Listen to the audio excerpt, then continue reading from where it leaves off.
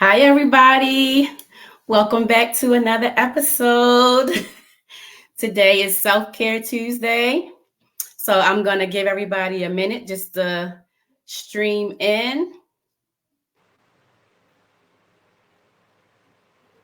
As you can see, we have a special guest. It's my mom. I'm going to introduce her in a moment. We're just going to give everybody just a couple of seconds to come on in. Come on in.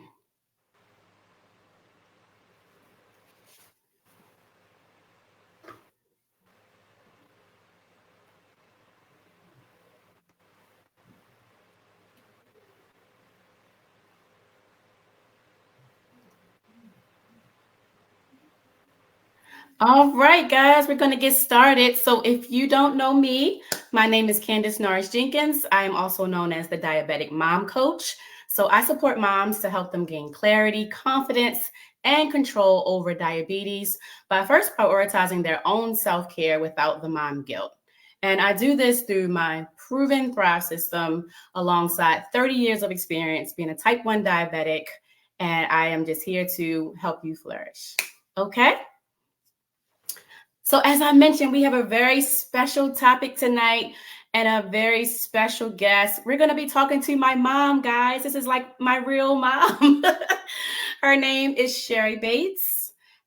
She is going to talk to you today about what she wishes she knew while managing my diabetes as a child, right? So, I was diagnosed, as I mentioned, almost 30 years ago. Wow. Can you believe it's been that long, Mom? That's crazy. So I was diagnosed almost 30 years ago with type 1 diabetes. And like many moms, my mother now had the responsibility of being my primary caregiver. So shout out to all the moms out there who take that on. I know, like, dads help out too, but it's usually the moms who kind of get this responsibility of having to be the primary caregiver for their children. And so I wanted to bring my mom on today just so she can speak to other moms who may be in a very similar situation where your child has been newly diagnosed, or maybe they've been diagnosed for a little while now, but you're still feeling a little lost and wondering what you should do. And so I'm hoping that my mom will be able to shed some light. She's a OG in the game. She's been doing this for a long time now. And, I like to think that she got me to the place where I am now, which is being able to be the diabetic mom coach. So, Mom, how are you? I am good. Well, you look good. I Well, like your thank you. little necklace. You look cute. Thank you. So, Mommy, I'm going to ask you a few questions and you can be very honest, okay? This is an honest platform. We're going to tell the truth and we're going to shame the devil. All right, Mommy? Absolutely. Okay. So, my first question would be, I want you to think back almost 30 years ago now. I know you got to, really take your time and think about it. Or maybe not. Maybe this is something that's fresh in your mind. But think back to when you first found out that I was diagnosed. How did that make you feel? Like, what did you feel about me being diagnosed with diabetes? Well, frankly, scared to death. Mm, Scared of the unknown, how my life was going to change, how your life was going to change, how our entire family was going to change. mhm. And so, it was a daunting task in that I had another child at home with a chronic illness. And the first thing that occurred to me was, how am I going to manage two of them, these Mm. two young people, and help them grow and thrive and give them the individual attention that they needed, all while taking care of their illnesses at the same time. Excuse me. Yeah, that's good because my brother was also dealing with another illness of his own at the time. So you had two kids with like these chronic illnesses that you had to manage. So Yeah. knowing that, like you said, so I also have a sister and a brother that my mom was also caring for. So how do you think that changed our family dynamic? like with me and Corey being sick and you having to care for two kids? How do you think that changed? Well, it changed everything for me. It made me understand that I needed resources. I needed, other people around me to help me, because I quickly understood that I could not do it all alone, and I had to surround myself with a village to, Mm, to help me, be in places that I couldn't be because I couldn't do it by myself. yeah, that's a good point. Excuse me. Sure. It's a good point you bringing up like the support. So, so walk me through like the moment, right? I want you to walk me through that. Like I remember it, of course, but walk me through that. I like from your lens, from a mom lens. Like what did So that? how it all started is that you got sick. I Mm-hmm. called your pediatrician, and he instantly is like, it's the flu. And he tried to convince me that it was just the flu. And I knew, knowing you, I'm like, this is not the flu. You were very lethargic, in and out of consciousness. And you were very thin. Um, and I said, nope, this is not good. This is not the flu. And I took you to the emergency room. As soon as they checked your blood sugar, they said she's a type 1 diabetic, and we had to wait because you had to go to the ICU because your blood sugar was so high. Yeah, it was Um, like 1200, wasn't it, Mom? Like 1200, 1200. And 1200.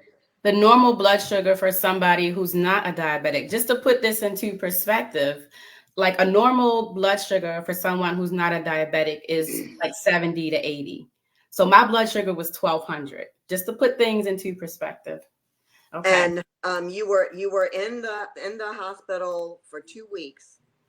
I remember that distinctly. They would not allow you to come home. Back then, there was no pump, there was Mm-hmm. no CGM. Mm-hmm. You had to mix your insulin, the short term with the long term. So they wouldn't let you come home until you could mix your insulin and give yourself your own injections and check your own blood sugar. And they were firm about that. They connected me with a pediatric endocrinologist. I forget her name, but I know it was a woman. Mm-hmm. And she, after some time, connected us to a support group so that you could be in there with other teenagers to understand, what impact this has to your life, so that you can talk about your feelings. Because, for me, it was a matter of acceptance, but for you, it was a matter of acceptance. And, and the understanding that in some ways your life would never be the same, that you had to adopt to a new normal, not what everybody else's normal was, but what your new normal was. And Right. that was important for me to impart to you, that you understand what your new normal was. Yeah, that's really good. I wanna rewind just a little bit and piggyback off of something you said. So you said one of the first things you did was to reach out for support. Hmm. Like what um I know we have like an amazing family, right? Our family is very tight knit. We're really supportive. But what if somebody doesn't have that family? Where would you tell them to find support? Where can they? Well, they have to trust their doctor. But more importantly, you have to be a resource, and not so much a resource, an advocate for your child, and Mhm. and seek out these avenues to help you understand, to help your child understand. So for me, it was your pediatric endocrinologist. If I didn't have my family to rely on, she was the one who connected us to a teenage, support group. And that helped. But also, you needed to see a nutritionist, an educator, so that you could understand, exactly how to continue to take care of yourself.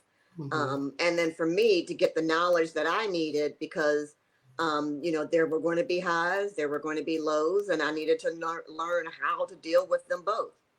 Yeah, yeah. And going back eventually, like you said, we got connected to a support group where there were other people, but I don't remember anybody else. Like in our family or anybody else that we knew with type 1 diabetes. There And was no one else. there was no one else. And so I think, like, if someone is in that same predicament, if they were to reach out to someone like myself who's been there already, I know what that looks like. Somebody who could, for me, that would have been really important. Somebody who could help me, who could mentor me, literally walk me through it from somebody that has the experience. Because, like you said, the doctors are great, the nurses are great, the professionals, but a lot of times they are book smart, but they've never gone through things themselves. So I know, if I were to have found someone who does what I do now, that would have really been helpful too. And I'm sure to you, right? It Because would have been extremely helpful, because yeah. then it would have kind of set my mind at ease that I was on the right path, that I was doing what I was supposed to do. I mean, of course, there's no perfect way of going about this. There's no such thing as the perfect diabetic or the Hmm. perfect diabetic mom. There's going to be some trial and error, but if you stay committed to focusing on your child, focusing on what's going to help them, then it's going to work out well for everybody, the mom, the child, everybody involved. Yeah, yeah. So knowing what you know now, right? What Mhm. advice would you give to, let's say, a mom, literally their child just got diagnosed yesterday, like us, they don't know anybody that has diabetes, they don't know what to do. What would you tell them would be kind of the first step? Well, as a mom, first, educate yourself. Find the resources that you need, find the support that you need, because it could be a diabetic coach, it could be an educator, it could be through your doctor, through a support group, but find the resources that you need to educate yourself.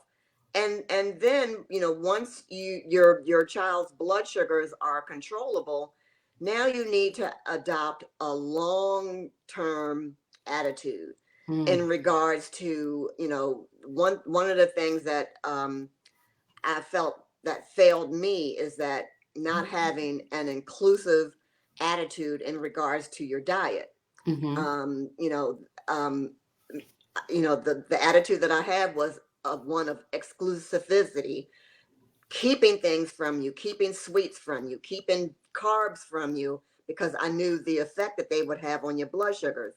Now, in retrospect, I wish I had adopted a different attitude, mm-hmm. more one of inclusive, to yes, you can have that cookie, but now you need to balance it with some insulin. Right, And now you can have a second helping of potatoes with your dinner, but let's counteract it with some insulin. right. And that attitude, just that shift in attitude, would go a tremendous long way. Because it affects how your child feels about their condition, their illness, their chronic Mm-hmm, illness. Because if you're constantly keeping things from them, what they're going to do is sneak. mm-hmm. They're going to eat it, and of course it's going to show up in their blood sugars. But they're going to sneak and eat all of the things and take all the things that they know that they're not supposed to have. And you So know why I'm laughing, right? yeah, because that was you. Yes, it was. It was me, guys. I That was definitely used you. to sneak butterscotch crumpets under my bed. That was you. But But the it's thing is, it would show up in your blood sugar. So yeah, which is really good, and I think that's really great advice, Mom, because of course we know better now, but back then, like, as my mom, you set the tone. So I would, whatever you were feeling about it, it automatically trickled down to me. hmm And and I'm not blaming you, of course. We're definitely past that, guys, but my mom did the best she could with what she had. There were no, like, this whole kind of movement of everything being low carb and everything being sugar free. Like, it wasn't like that back then. It was just everything had fat and sugar, and nobody really cared. Well, of course people cared, but you know what I mean. But but I did do my best to try to find, like sugar-free ketchup and yes, sugar-free condiments and yep, sugar-free cookies and candies. I yep, did my best to find those things, because I didn't want you to miss out on anything. I right, wanted you really to have the life that you used to have, but Yeah. just approach it in a different way. I didn't want anything in your life to change. Right. And, you know, especially understanding that there were big changes in your life. But for me, I just wanted to try to make things for you as normal as I most possibly could.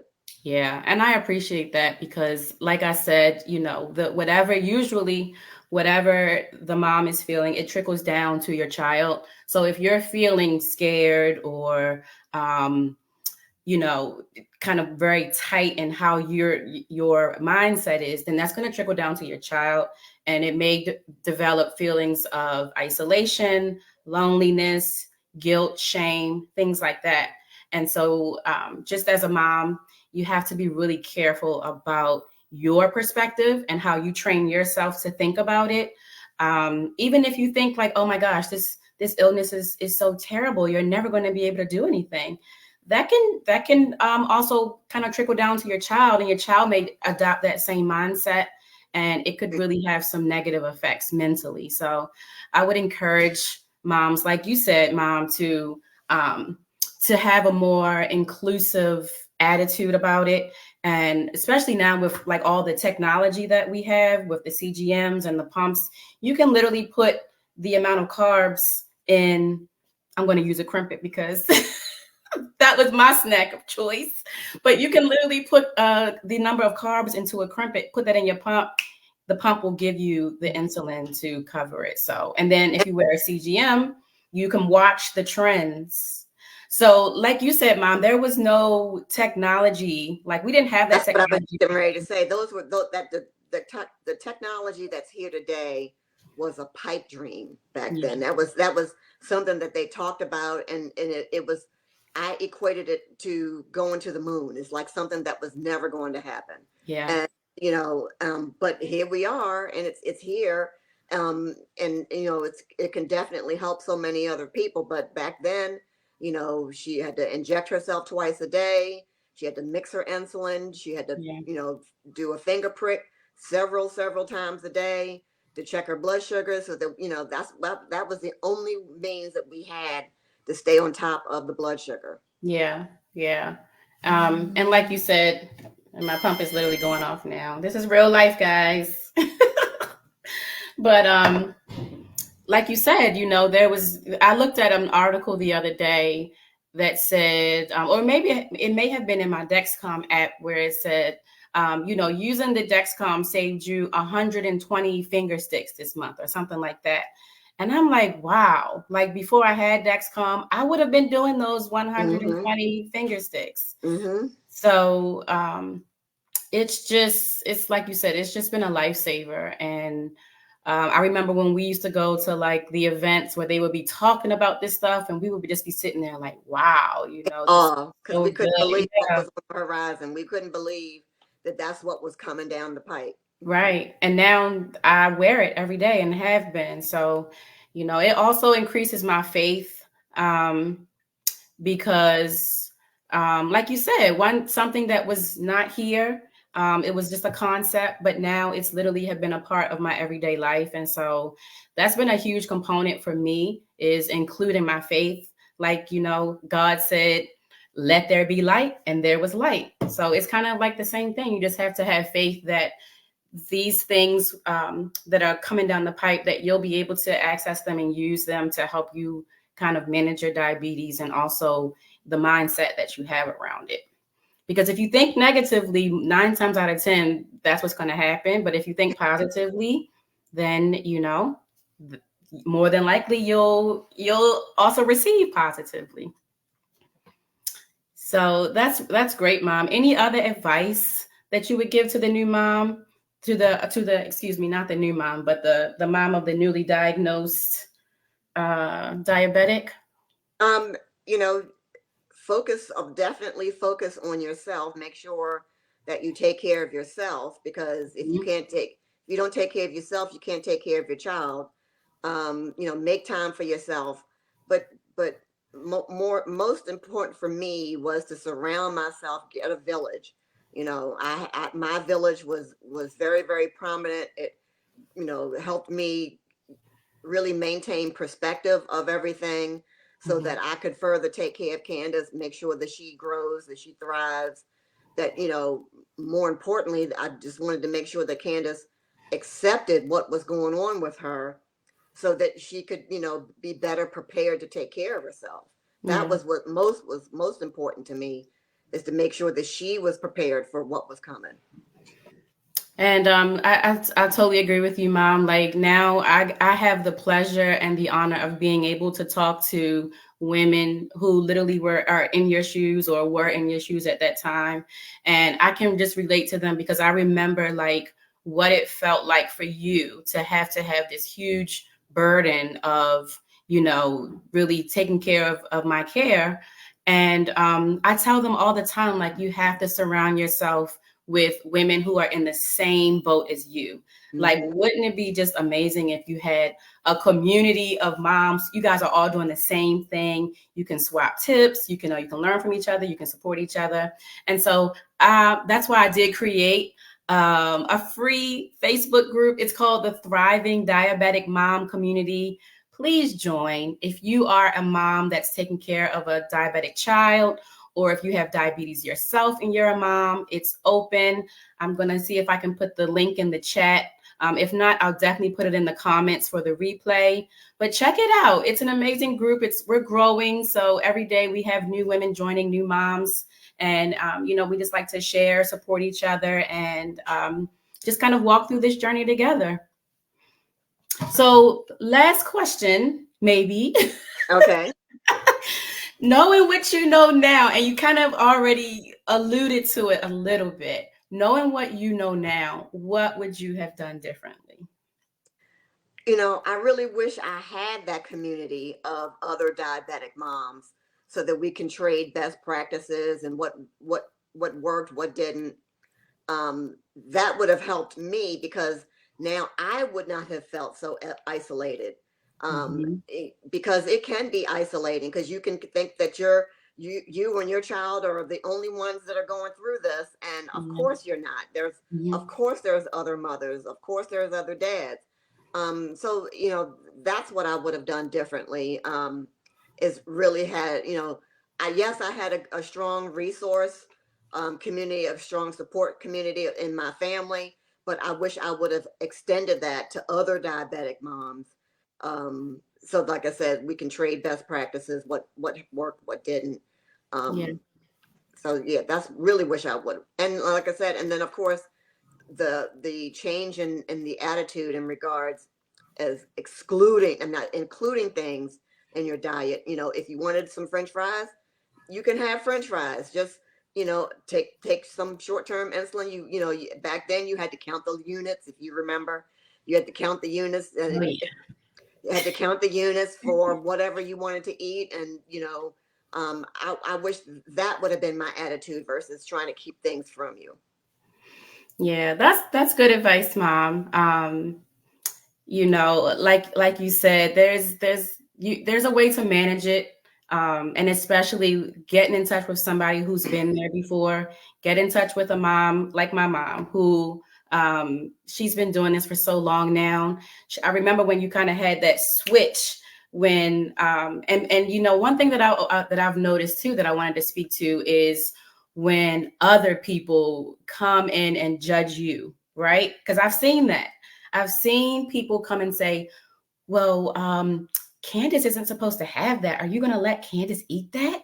And it's like they're uneducated, which goes back Mhm, to your first point. So they don't know what I can have or what I can't have. And they come with the judgment and the mhm, shame. mhm. How would you navigate that now? Well, I had to navigate that, because people would come to me, Yeah. and in some regards, I would want to say, mind your business. Okay. Mind your business. But I would say to them, Candace can have what she wants to have. If Candace wants a cookie, she can have a cookie. If Candace Mhm. wants to have it's like, she knows how to manage this. She knows how to adjust her insulin so that she can have it. So, and then of course I would say to them, why don't you look up, Mhm. Google. This is a simple Google search. Google type 1 diabetes, and as far as because it's not about excluding, it's about including, you know. Right. So yeah, I have checked people on that. Check them, boo. I have checked people on that. Yeah, it took me so long to be able to do that, to stand up for myself in that way. But once I did, like, it was just so freeing for me to say, and say it with confidence, because, you know, the journey I've been on, of course, my mom knows. But for those of you that don't know, I went through my rebellious teenage years. That was when I was eating the crumpets, right? So, like any other teenager, I used to tell my mom, like, well, I'm gonna show my mom. I'm not gonna check my blood sugar, and that'll show her, you know, not realizing that I wasn't hurting her, it was hurting me. Hmm. And so I had to deal with some of the consequences and complications. You know, I went through a bout with my vision. I've had 2 successful kidney transplants, but I've had 2 kidney transplants. And now to be able to be on the other side of that and kind of enter this stage in my life where things are going really great for me. You know, I'm on top of my health. I'm thriving. I'm healthy. I have my own children and my own family that now they want to rebel. So I get it, but it's just wonderful to be on this side. And I know, Mom, like, I would not have been able to get here if it wasn't for you advocating for me. Oh gosh, I'm gonna cry. If it wasn't for you advocating for me and standing up for me. So thank you, Well, Mom. that's not. But the thing is, you understand more than anything because now you're a mom, and Mm-hmm. you understand that whole mom gene, mom trait that you're going to go through hell and high water. You're Yeah. gonna, you're gonna, if you gotta, you're gonna go to the moon and stars if you have to If get I had everything, to. and I have done that. Now I've seen the moon Absolutely. and stars many times. Absolutely. When it comes to my baby, I'm like, no. So I totally get it now. And but it's we say that, but not everybody has that. It's not as common as you might think it is. And so, we want to keep those people, of course, in our prayers, but we also want them to let them know that they have support. They're people that you may not have a biological family or a biological mom or friends or whatever to support you, but there is support out there if you make yourself available to it. And Mhm. if you would like support, I'm more than happy to be able to do that. I'll send a link in the chat where you can book a strategy call with me. I can learn about kind of what you're going through and see how we can work together. So I'd be happy to do that. There are also other resources out there, other groups that are working with diabetics, not just type 1, but type 2 as well. And so I urge you to take time to invest in yourself. Because it's life on this side. I always say, life on this side, meaning the thriving side. Life is good over here. Life is pretty good. And I hope that the payback for you, Mom, to be able to, all that you had to go through with me, and now to see me on the thriving side and doing so good and, healthy and just living life to the fullest. I hope that that's payback for you. It very much is because that's all. Yeah. Ultimately, that's all I ever wanted. Is for you to accept it, to understand what you needed to do to take care of yourself, so that you could be thriving. That's all I ever wanted. That was really my. As we traveled along this journey together, that's all I ever wanted for you. Yeah. Well, here you go. Yep. Here we are. We're here. We're Started from where? Do you know that, Mom? Started from 1200. no. Okay. Oh gosh, never mind. I was trying to say started from the bottom. Now Yep. we're Don't forget. here. Yep. It's okay. It's I'm all a little right. slow. It's okay. All right. So we're gonna wrap up. I think that's all the questions. Mom, is there anything else that you would like to say, or is there No, anything? I've enjoyed this talk with you. Oh, thank you. We might have to, we might have to take our show on the road. What do you think? Who's going to watch my kids though? Because if you're Exactly. Exactly. so yeah, I think that was all the questions that I had for you, Mom. But like I said, if you are in need of support, please don't hesitate to reach out. But one of the most important things that you can do is advocate for yourself and be an advocate for your kids. And so take it from me, somebody that obviously has been there and has bought the t-shirt and the mug. Okay, I have the t-shirt and the mug. Just reach out to me. I'm going to put my information in the chat, and catch us next week because we're going to be back with another topic. And if there is a topic that maybe you want to know about or you'd like for me to discuss, just let me know. I'm open and I'm here for you guys. And we're going to peace out. Till next time. Bye. Bye.